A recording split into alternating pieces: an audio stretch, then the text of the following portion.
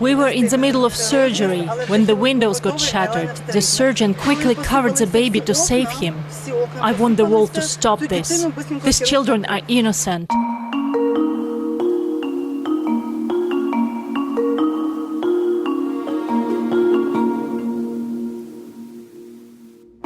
O Hospital Pediátrico de Kiev, que foi atingido na segunda-feira por um míssil russo, era um dos maiores na Europa. Nas redes sociais circulam neste momento milhares de vídeos e fotografias de crianças com doenças oncológicas fora das suas camas, com ligaduras frescas e ensanguentadas por causa da explosão, algumas ainda a transportar o cabido do seu próprio soro. No som de abertura deste episódio, ouvimos uma das médicas do hospital explicar que estava a meio de uma cirurgia quando as janelas se estilhaçaram e pedir ao mundo que faça alguma coisa para parar estes ataques. A Rússia nega ter visado diretamente o hospital, mas um vídeo obtido pela Reuters e verificado por geolocalização mostra a trajetória do míssil no ar a dirigir-se ao hospital. O Serviço de Segurança da Ucrânia identificou o míssil como sendo um míssil de cruzeiro KH-101. No total, em vários ataques a várias cidades ucranianas na segunda-feira, morreram pelo menos 41 pessoas. Hoje é terça-feira, dia 9 de julho, e na Ucrânia vive-se um dia oficial de luto. Estamos a gravar um episódio extra do podcast O Mundo a Seus Pés e temos connosco Irina Shev, correspondente da SIC na Ucrânia, de onde também tem escrito para o Expresso. A sonoplastia é de João Luís Amorim. Subscrever o Expresso é ter acesso à melhor informação, a uma vasta oferta de conteúdos exclusivos e à opinião de referência. Subscrever o Expresso é tornar-se membro do nosso clube, poder ser voz ativa de uma comunidade informada e beneficiar de vantagens exclusivas. Subscreva o Expresso em expresso.pt/digital. Expresso. Liberdade para pensar. Olá Irina, obrigada por teres guardado alguns minutos dessa tua agenda que não deve estar a ser fácil. Eu pedia-te que começasses por nos contar, se não te importares, como foi o teu dia de ontem. Olá Ana. O dia de ontem começou muito cedo, o sol a partir das 5 da manhã em Kiev já é muito intenso e os ucranianos têm por hábito acordar cedo. E às 5 da manhã também é a hora em que acaba o recolher obrigatório, que em Kiev é da meia-noite precisamente às 5 da manhã. Por isso acordei um dia com muito sol, tem feito muito calor aqui em Kiev, andam a rondar os 30 graus Celsius. E isso numa cidade que fica longe do mar, às vezes não é fácil, ainda por cima numa cidade com graves problemas na eletricidade, onde não há como ligar o ar-condicionado, não há como ter um frigorífico com água fria, portanto são dias difíceis na capital ucraniana, mas que aos poucos os ucranianos já se habituaram e já vão vivendo isto de uma forma mais ou menos leve. Ainda assim, ontem o dia começou com muitas explosões por volta das 10 da manhã. Por volta das 10 da manhã soou a sirene. E tem sido muito frequente na última semana soar a sirene aqui em Kiev. A maior parte das vezes são drones do tipo Shahed que vêm para a cidade. Praticamente todos eles têm sido abatidos por estes dias. E por isso, quando a sirene soou, a primeira reação não foi ir para o abrigo, a primeira reação foi ir ao telefone, tentar perceber o que é, mas de uma forma mais relaxada do que aquilo que deveria ser quando se vive numa capital de um país em guerra. Mas já são muitos meses e é normal que estes hábitos se vão perdendo. Depois surgiu então a informação de que vários tipos de mísseis dirigiam-se contra a capital. Pouco depois ouviu-se a primeira explosão. Eu, nessa altura, estava em casa, estava no corredor, estava a seguir a regra das 2 paredes, que é aconselhada pelas autoridades ucranianas, ou seja, é uma regra que diz que tens que estar longe das janelas, longe dos espelhos, que é para o caso de haver uma explosão ao pé da tua casa, tu não seres atingido por fragmentos ou para minimizar essa possibilidade. E por isso eu estava no corredor com a minha colega de casa quando começámos a ouvir as primeiras explosões. Foram muito intensas e por isso nós decidimos que estava na altura de descermos para o abrigo. Descemos para o abrigo, estava muita gente, muitos pais com crianças, Também vi hospital veterinário, médicos do hospital veterinário aqui ao pé da minha casa, que os médicos trouxeram cães e gatos doentes para dentro do abrigo. Via-se perfeitamente que não estavam bem, porque alguns tinham ligaduras e os médicos também não estavam propriamente limpos, tinham manchas de sangue, ou seja, via-se que estavam a trabalhar quando também haviam as explosões. Portanto, foi este o cenário, muita gente dentro do abrigo, as explosões voltaram a ouvir-se de uma forma muito intensa, ainda por cima os abrigos fazem muito eco, Sim, portanto é verdade. amplifica ainda mais o poder da explosão, ou seja, parece sempre que é mesmo ao nosso lado, cada explosão parece sempre que é mesmo ao pé de ti. Pouco depois percebemos que já não havia mais nada, ou seja, nos grupos de Telegram que monitorizam o que é que se passa no céu da Ucrânia, apareceu a informação a dizer que já não havia nada em direção à capital ucraniana.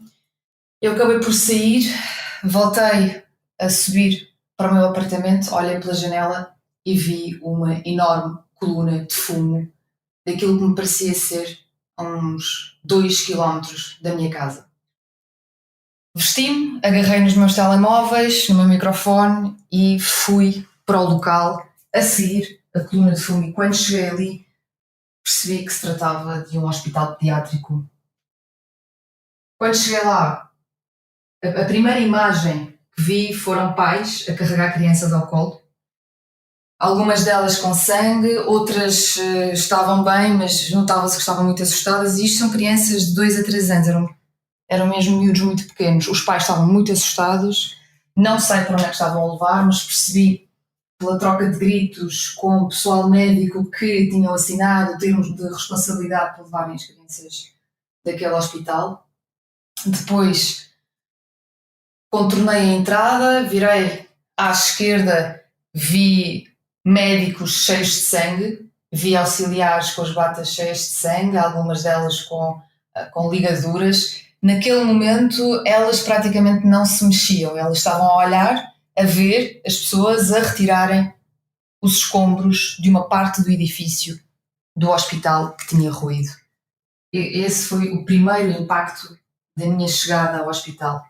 E estas senhoras estavam a olhar para um edifício de 2 andares, tinha ruído, parte dele tinha ruído. Nessa altura ainda havia chamas, estavam a tentar apagar as chamas, os bombeiros tinham acabado de chegar também, improvisaram uma mangueira para conseguir chegar ao sítio, porque não era fácil, tendo em conta os estragos causados, não era fácil chegarem ali os bombeiros, portanto os civis seguravam uma mangueira de uns, talvez perto de 60, 70 metros, seguravam por cima das suas cabeças como se fossem umas formigas, para tentarem então chegar à parte de cima do edifício, à parte de cima dos escombros, para apagarem as chamas. Naquela altura não sabiam se estava alguém ou não debaixo dos escombros. As pessoas que estavam lá eram sobretudo civis, eram pessoas que moravam ali ao pé, muitos médicos, enfermeiros e auxiliares que no meio daquilo tudo estavam com as mãos desprotegidas a tentar retirar pedaços de edifício destruído.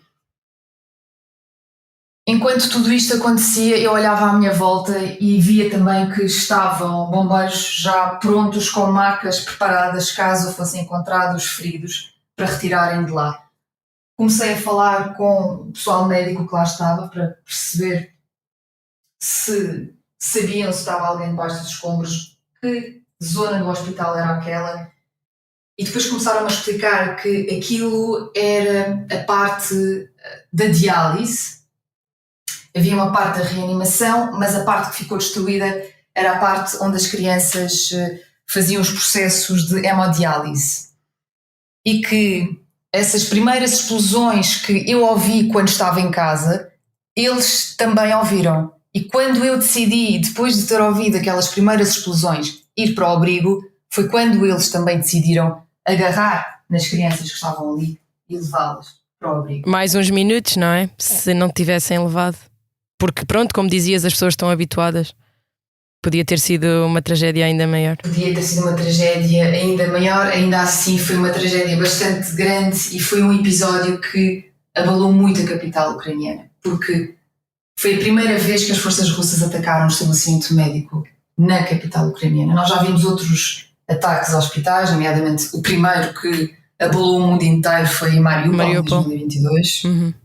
A maternidade que foi atacada, depois vários outros estabelecimentos foram atacados, nomeadamente em Kherson, também em Kharkiv, na região de Donetsk é muito frequente, as ambulâncias também são apanhadas no meio de artilharia, mas na capital ucraniana foi a primeira vez que alguma coisa assim do género aconteceu. Entretanto, pouco depois da minha chegada, eu diria que se calhar meia hora depois, é importante referir que quando há um bombardeamento deste tipo, as ligações acabam por desaparecer praticamente. Ou seja, não há rede de telefone, não há rede de dados móveis, é muito difícil a comunicação, ou seja, mesmo para o meu trabalho, que é fazer diretos para a SIC Notícias, para tentar mostrar o que é que se passa, é muito dificultado nestas situações porque a rede desaparece. Isto, eu vivo aqui há um ano e há um ano que é assim, sempre que há um bombardeamento as telecomunicações acabam por ser muito enfraquecidas. Conforme o tempo foi passando, chegaram militares ao local, ou seja, eles começaram a substituir os civis que estavam a retirar os pedaços de edifício destruído. Exato. Aqueles momentos ouviam-se muitos gritos entre as pessoas que estavam a retirar partes do edifício, porque, como eu dizia, não se sabia se estava alguém lá em baixo ou não. Havia ainda a hipótese de as chamas voltarem a reacender de uma forma mais intensa. Então eu ouvia as pessoas aos gritos a pedir martelos, a pedir serras elétricas, enfim, a pedir vários tipos de ferramentas para conseguirem poder fazer melhor o seu trabalho. Os militares apareceram, começaram a substituir os civis, começaram a empurrar os civis para fora daquele sítio, eles sim, já equipados, protegidos, porque os civis estavam lá com as mãos sem nada, sem máscaras na cara sequer, no meio daquele pó e daquele fumo, sem nada a proteger as cabeças, porque naquelas situações de facto pode alguma coisa cair em cima da cabeça de alguém. Então, quando os civis chegaram e substituíram os civis, soou a sirene de novo. E a reação foi assim meio estranha, porque ninguém sabia muito bem o que é que haviam de fazer, porque por um lado é necessário continuar a fazer aquele trabalho de uma forma o mais rápida e eficaz possível, caso esteja algum adulto ou alguma criança debaixo daqueles escombros. Por outro lado, os ucranianos têm muito medo daquilo que chamam a estratégia do duplo ataque. Sim. Ou seja, ao longo dos últimos meses, as forças russas o que têm feito, sobretudo em Kharkiv, já se viu em outros sítios, mas em Kharkiv tem sido muito frequente, que é atacam uma vez, quando chegam lá as equipas de emergência acabam por lançar um segundo ataque, o que acaba por vitimar, muitas vezes de forma mortal, os socorristas, os bombeiros, os polícias, os militares, quem quer que seja, que chegue para ajudar naquelas situações. Então, eu já vi várias vezes, quando chego a um local que foi atingido e quando soa a sirene, a reação dos bombeiros é uma coisa que impressiona, porque eu nunca vi em lado nenhum bombeiros a reagirem com medo. E aqui eu vi isso. Depois de terem morrido vários socorristas e bombeiros noutras cidades, aqui em Kiev eu comecei a assistir ao medo nos olhos destes profissionais, e é um medo perfeitamente legítimo, e isso depois passa para quem está à volta deles. E ontem foi também isso que aconteceu. Quando soou a sirene, os militares começaram a expulsar os civis para fora daquela zona, começaram a pedir às pessoas para se refugiarem nos abrigos e começaram a afastar-se da zona de impacto. Claro. E eu acabei por ir com eles, fui na mancha dos militares, quando de repente ouviu-se uma forte explosão, uma outra forte explosão. Ou seja, foi o segundo ataque contra a cidade de Kiev. Já foi por volta da 13h, ou seja, o primeiro ataque foi por volta das 10h30, e o segundo ataque foi por volta da 13h.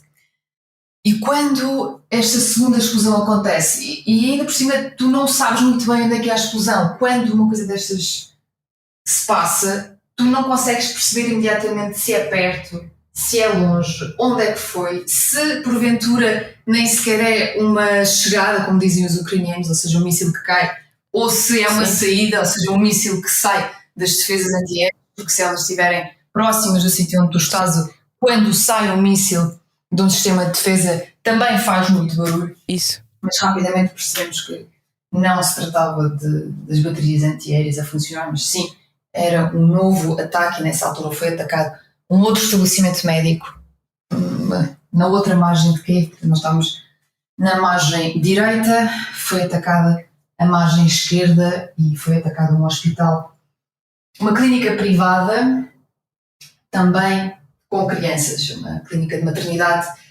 e pelo que vi os dados mais recentes dão conta de 11 vítimas mortais. Eu ia te perguntar o que é que as pessoas, se falaste com alguém que tinha tido os filhos estavam lá dentro quando aconteceu o ataque, se os retiraram, se os iam levar para outro lado, o que é que as pessoas te disseram? O que eu vi foi pais muito assustados. As crianças já com capacidade de falar, ou seja, de 5 anos para cima, que conseguiam já brincavam com peluches que entretanto foram trazidos pelos voluntários, estavam mais calmas. Os pais estavam muito mais nervosos e os pais com quem eu falei estavam muito preocupados em retirar os filhos dali o mais rapidamente possível, porque aqueles que tinham as doenças menos graves era mais simples, era agarrá-los ao colo e levá-los para fora dali. Agora, aquelas crianças que tinham obrigatoriamente que estar ligadas ao equipamento médico, porque lá está, este era o maior hospital ucraniano de pediatria, era para aqui que traziam os casos de doenças mais graves, nomeadamente doenças oncológicas. Portanto, havia muitas crianças que tinham mesmo que ser transportadas em ambulâncias para fora dali, e esses pais estavam muito nervosos porque estava muito calor, não havia eletricidade, não havia forma de garantir algum tipo de conforto àquelas crianças, havia a possibilidade de haver mais um ataque, ninguém sabia muito bem o que é que poderia acontecer. Portanto, os pais estavam muito nervosos e aqueles com quem eu falei diziam que não sabiam para onde é que as crianças iam, e além de não saberem para onde é que as crianças iam ser transportadas, não tinham a certeza de que iria ser um sítio seguro. E isto impressionou-me imenso, porque os pais achavam que um hospital pediátrico era um sítio seguro, que nada iria acontecer no hospital pediátrico. E agora, depois daquilo que aconteceu, a insegurança acaba por ser transversal a qualquer sítio na capital ucraniana. Vê-se também nas imagens muita gente a ajudar, não é? É muito impressionante aquilo que dizias, a retirar as pedras dos escombros 2 a 2. Eu vi uma rapariga, uma adolescente, mas assim no princípio da adolescência, a tirar 2 pedras pequenas, não é? Porque ela não estava, pronto, obviamente não vai conseguir tirar uma pedra grande, e estava a passá-las para trás dela, não é? Numa fila de pessoas que se uniram para retirar escombros. Isso é uma imagem, acho que com muito impacto, não é? Que são as pessoas estão a fazer coisas pequenas, mas se forem 200 pessoas a tirar dali pedras, se calhar em 20 minutos já se nota, não é, o impacto daquela ação que parece pequenina, mas não é. E eu tenho, pronto, como sabes, estive aí também, e vê-se sempre muitas pessoas logo a correrem para o local, mesmo tendo consciência que pode acontecer um outro ataque a seguir. As pessoas têm muito essa coisa de ir logo ajudar também aí, por causa de ser talvez um hospital pediátrico e ser com crianças. Notaste que houve ainda mais ajuda, ainda mais apoio? Notei que as pessoas estavam muito zangadas. Pois. Tinham muita raiva, e notei que as pessoas não percebiam como é que uma coisa daquelas poderia ter acontecido. Não compreendiam como é que alguém possa ter carregado um botão para enviar um míssil contra um hospital pediátrico, e por isso a reação dos civis ucranianos de facto foi muito impressionante. É sempre, depois de todos os ataques, os ucranianos acabam por ter este tipo de reação. Neste caso acho que foi mais notório porque o hospital é bastante grande. Ou seja, nós o que vimos nas imagens que circularam em todo lado foi uma parte de um edifício ruído, mas o hospital na verdade é muito grande. E os estragos foram causados em praticamente todo o território do hospital, porque a onda de impacto acaba por destruir as janelas, as portas, e eu andei dentro dos corredores do edifício mais recente, estive na parte das urgências do hospital e vi muita água no chão, vi muitas janelas partidas, muitos brinquedos com pedaços de vidro espetados, muitos desenhos no chão, vi muitas auxiliares com notavelmente feridas, ou seja, com cortes provocados. Com cortes, sim. Mas elas ainda assim continuavam todas no local, continuavam a trabalhar e falei com várias auxiliares e enfermeiras e o curioso é que algumas horas depois do ataque a reação passa de raiva para esse trabalho de equipa de que falavas, e elas diziam mesmo, eu já chorei, já tive imensa raiva, mas agora a nossa missão, o nosso objetivo é por isto novamente a trabalhar. Tens outras coisas ocupam-te a cabeça, não é? Ou seja, de repente tens outras coisas para fazer e que são mais importantes do que a raiva. Eu acho que é uma espécie de vontade de mostrar ao outro lado, portanto, à Federação Russa, que os ucranianos não se deixam abalar, mesmo depois de um acontecimento como este, mesmo depois de um ataque contra um edifício hospitalar, contra um hospital pediátrico, os ucranianos arregaçam as mangas e continuam a trabalhar. E sim, depois de choro e raiva e incompreensão aparecem estas reações de pôr as mãos à obra e começar a trabalhar. E vi centenas de pessoas de várias idades, vi até crianças, ou seja, pais que vieram com crianças com 10, 11 anos a fazerem isso que dizias, agarrarem pedras pequeninas e retirar. Porque depois acabaram por formar-se uma espécie de corredores que vinham de vários edifícios em que alguém de cima retirava um pedaço de um vidro de uma janela, de uma porta ou um pedaço de equipamento médico, porque não nos podemos esquecer que este tipo de equipamento médico também é muito valioso e muito caro, e muito desse equipamento acabou por ficar absolutamente estragado durante o ataque de ontem. Então as pessoas, além de terem trazido água e comida, também estavam com as mãos sujas e a respirar pó, todos juntos ali a trabalhar. E isso de facto é impressionante e é marcante. O que também é marcante é o facto de, por mais que tu visites locais que são bombardeados, por mais que tu vejas o que é que um ataque com um míssil pode significar contra uma cidade civil, impressiona sempre. Ao longo deste ano eu fui a praticamente todos os locais que foram atingidos e é sempre como se fosse a primeira vez. Porque ver as pessoas perdidas e muitas vezes os mais velhos até, que cresceram com os ideais a serem impostos, os ideais da União Soviética, de que a Ucrânia e a Rússia são povos irmãos, essa incompreensão dos mais velhos, ou seja, eu falo de pessoas na casa dos 60, 70, é o que me custa mais se calhar ver, porque os mais novos reagem de uma forma muito taxativa e concreta, que é, ok, os russos são inimigos, claro. Estão a combater contra nós, ponto. Os mais velhos na casa dos 80 também são muito claros em relação a isso, porque conhecem as histórias da altura do comunismo, que foi mais duro com eles, na altura em que a perseguição era maior, na altura em que enviavam mais pessoas para os gulags, para a Sibéria, na altura em que foi o Holodomor, ou a morte à fome.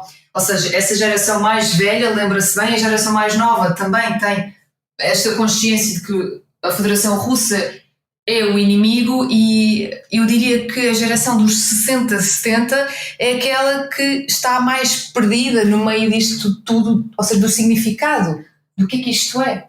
Sim, eu tenho exatamente a mesma sensação quando estive, exatamente a incompreensão deles, dessa geração. Não fazem ideia porquê, não percebem, eram amigos, eram irmãos. Também ouvi muito isso, de facto. Sim, e de facto essa incompreensão quase que me dá vontade de abraçar essas pessoas. Sim, um pouco de pena, não é? De que eles estão a sentir, ou ideais defraudados, não é? Que toda a gente tem direito de os ter, ou de ter acreditado em alguma coisa, não é? Claro. Ontem, quando andava por entre os diferentes edifícios do hospital e pela parte que foi destruída, pela entrada, pela saída, enfim, percorri o território daquele enorme hospital pediátrico. Houve um momento que eu estava a andar e nessas situações temos que ter muito cuidado com aquilo que pisamos, porque pode ser um fragmento de míssil, pode ser um fragmento de vidro, pode ser um prego, enfim, não convém dar mais trabalho ainda àquelas pessoas que estão ali. Não é? E quando dou por mim, estou a andar e vejo um pé. E a minha primeira reação nem sequer foi de perceber o que é que estava ali à minha frente. Eu vi um ténis e depois o meu olhar percorreu e eu percebi que aquilo era o pé de alguém que tinha sido arrancado com aquela onda de impacto. Avancei mais 1 metro e vi o resto do corpo desfeito de um homem na casa dos 50, virado de cara para baixo, com a mala, os óculos, o telemóvel, os documentos ao lado. E isso é uma das coisas que eu gostava que toda a gente se lembrasse, que é, nós falamos sempre de números enquanto jornalistas. Dizemos que morreram 2 pessoas neste ataque, 10 pessoas naquele ataque, 50 pessoas no outro ataque. Mas atrás de cada número há uma história, e há uma pessoa, e há um corpo. E ontem aquele corpo estava ali, no meio daquela confusão toda, virado de cara para baixo. Aquilo é o pai de alguém, é o filho de alguém, é o irmão de alguém, o marido de alguém. E ele era um pedaço, mais um pedaço daquela destruição, mais um pedaço daquele edifício que foi atacado. E isso é uma coisa que nós não nos podemos esquecer, é que por trás de cada número há uma história e há uma pessoa. Há bocado falavas de uma coisa que eu também acho importante referir, que é essa questão da revolta, não é? Estes ataques são muito chocantes, são revoltantes para todo o mundo, ou para uma parte do mundo, mas obviamente muito mais para quem está aí. Tu vives aí. Eu gostava, como última pergunta, talvez que nos falasse o que é que estes ataques provocam na espécie. No geral é difícil falar, cada pessoa tem a sua opinião e sente o que sente, mas achas que as pessoas com este tipo de ataques ficam mais desmoralizadas porque se notam o poderio enorme militar que a Rússia tem ou pode ter sobre o destino dos ucranianos e por essa razão pensam mais na paz, ou é o contrário? Quanto mais coisas destas acontecem, quanto mais raiva as pessoas sentem, mais consideram que têm de ficar até ao fim a lutar pronto, por uma Ucrânia una, não é? Toda inteira. Nas últimas semanas, como sabes, tem-se vindo a falar muitas vezes da questão das negociações. Tivemos o Viktor Orbán, que veio à Ucrânia, depois foi à Rússia. Entretanto, o primeiro-ministro da Índia também está em Moscovo e fala também sobre uma proposta de paz, porque também, como Viktor Orbán diz que é pela paz e que defende a paz e que a paz é aquilo que deveria reinar na Europa, e por isso tem-se falado muito sobre isso. Aqui na Ucrânia as pessoas falam muito sobre essa questão, as pessoas querem muito que de facto a diplomacia consiga resolver esta situação. Agora, se acreditam nisso, honestamente ainda não vi uma única pessoa que me disse assim, eu acredito que a diplomacia vai resolver este conflito. E ainda não vi uma única pessoa dizer-me, ok, depois de mais um ataque, acabou, vamos para a mesa das negociações. Não é isso que acontece na prática. Eu não sei quais é que são as expectativas de quem provoca este tipo de ataques, mas na realidade, entre a sociedade ucraniana, pelo menos com as pessoas com quem eu tenho falado, ontem estive o dia todo no território do hospital, falei com muitas pessoas. Hoje falei com as pessoas que fui encontrando na rua e ao telefone também com algumas, e a verdade é que se a expectativa de quem ataca é que, ok, vamos tentar assustar a população para que haja uma pressão para o topo para que se iniciem negociações, isso não acontece na realidade. Pelo contrário, aquilo que as pessoas defendem é, na verdade, que a guerra acabe, mas de acordo com a vontade dos ucranianos. Ou seja, os ucranianos não querem desistir de nenhuma parte do seu território, os ucranianos não querem correr o risco de congelar esta guerra para que daqui 5, 10 anos as forças russas voltem a entrar aqui, porque é esse o maior medo dos ucranianos, porque foi assim com 2014, claro. quando começou a guerra no leste e a Crimeia foi anexada. Foi assim em 2022 e por isso o receio de que alguma coisa deste género se possa vir a repetir é muito grande e as pessoas não querem que isso passe para as próximas gerações. E assim chegamos ao fim deste episódio. Agradeço à Irina a disponibilidade e ao João pelos cuidados técnicos e também a si por nos ter ouvido. Siga-nos na sua plataforma preferida de podcasts para estar sempre informado sobre os novos episódios. Obrigada!